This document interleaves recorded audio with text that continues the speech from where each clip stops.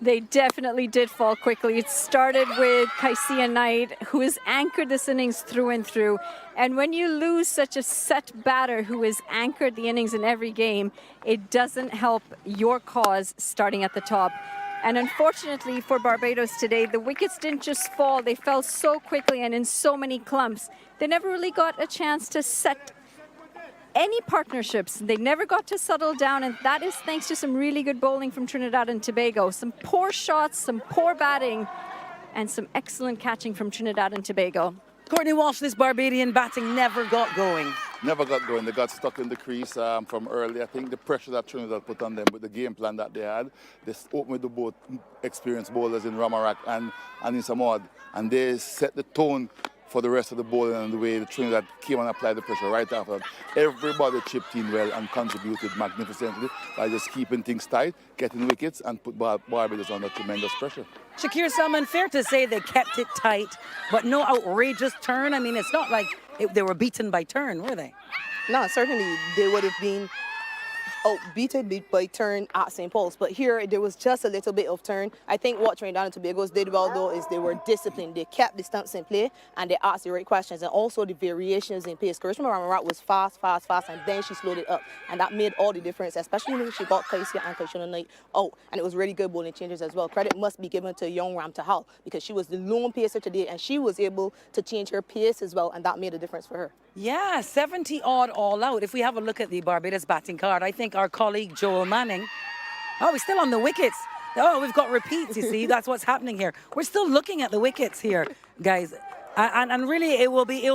Let's talk to Joel Manning upstairs. Joel, time for you to do some work. How disappointing from a Barbadian perspective, these soft dismissals. From a Barbadian perspective, things didn't go as they would have liked to, and from start to finish, things simply fell away for them. In the end, the experience of Anisa Mohammed, she picked up the first and she picked up the last of the innings as well. And all in all, oh, look, me there, Alex, can you see me? Yes, but yeah, no, all in all, you would have to say that if you think about it from a Barbadian perspective, it was not the type of performance that you wanted from them. It's not what you've coached, and it's not what you've expected. And that's why we actually saw Roddy actually close that window at some stage during the innings, because it's a case of, well, I mean, how do you actually face, you know, or talk after a situation like that? Because he knows his girls can do much better than what they put out there today. You know, so from a Trinidadian perspective, no, you know, they've ticked their boxes. They came in with the confidence of, one, the victory that they had versus Barbados, and two, a statement that was made by Anisa Mohammed. We are the best team on offer here in this Super 50. Somebody has to come and beat us. Somebody has to beat our bowlers. And nobody has done it for the tournament, Alex. Indeed. That's just about it. Indeed, they showed us. And maybe I was rushing those wickets. Bit of a Barbadian heavy commentary team here. I was rushing through those wickets not to look at this Barbadian scorecard. But it makes, yeah, very timid reading. Yeah, certainly. And they stand out there, and they say stand out when the highest score there is Asabi Canada 28. And she looked positive, but she wasn't able to rotate the strike enough, maybe. But key is Kaishona Knight, Kaisia Knight, and Aliyah Allen a combined one run, not enough in the final. Not good enough on the big day. And Courtney Walsh, you'll be happy to see the good bowling out of Trinidad and Tobago. Yes, I was very happy to see that. I thought they were very consistent. The bowling changes were good. The rotation of bowlers from the captain was excellent. How she rotated her bowlers from different ends as well and to different batters. We saw Anisa and herself open to the two left-handers when they started. But once they started losing wickets, they had a game plan to bring in particular bowlers to different batters, and it worked for them. The catching as well was pretty good. I know the one went down, but on a whole, that catch by Janaba Joseph and also Anisa Mohammed was excellent to see. Yeah, Trinidad and Tobago took care of business. But in terms of the Barbados pride, well, there were a multi-fold of challenges, including what you mentioned. Those catches, right? They didn't really have any runs on the board, not a lot to defend, and they put some down. Yeah, the first one was Asabi Canada at mid-off off Janaba Joseph. Joseph ended up making 28, and that could be crucial, chasing only 71.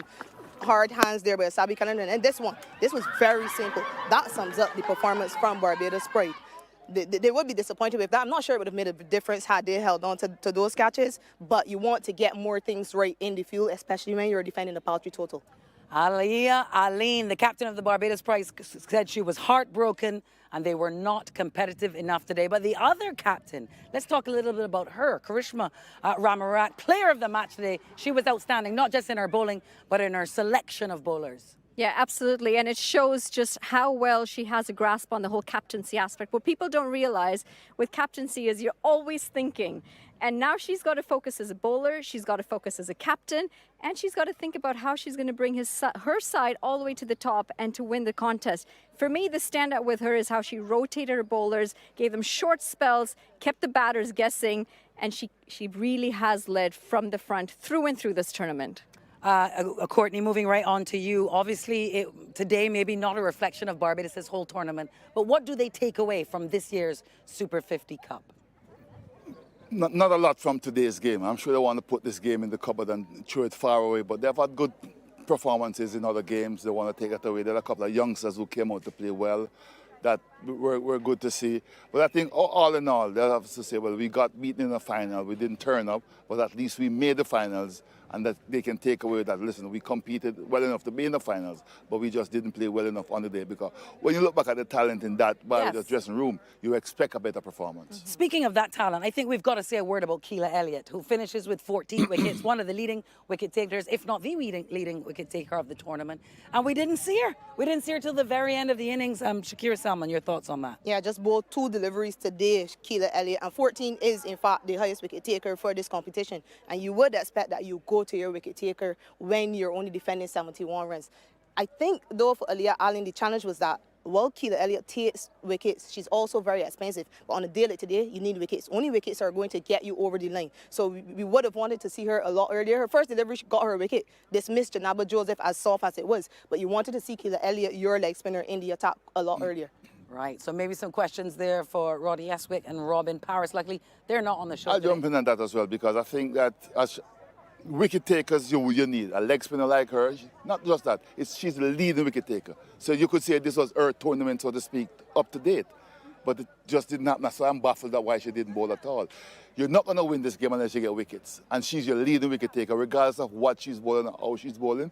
She's at the top of the tree. She has to bowl today for me. She had us to bowl. Yeah, absolutely. Brilliant. Thank you so much, Courtney Walsh, Manali Patel, and Shakira Selman. For the first time since 2017, Trinidad and Tobago are the champions here of the CG United Super 50 Cup. And Joel Manning upstairs, I want to thank you for your contribution, a voice from on high. Should we see him there? Can we see him at all? It's been a wonderful 2 weeks. Thank you so much to you, my friend, holding the fort up there.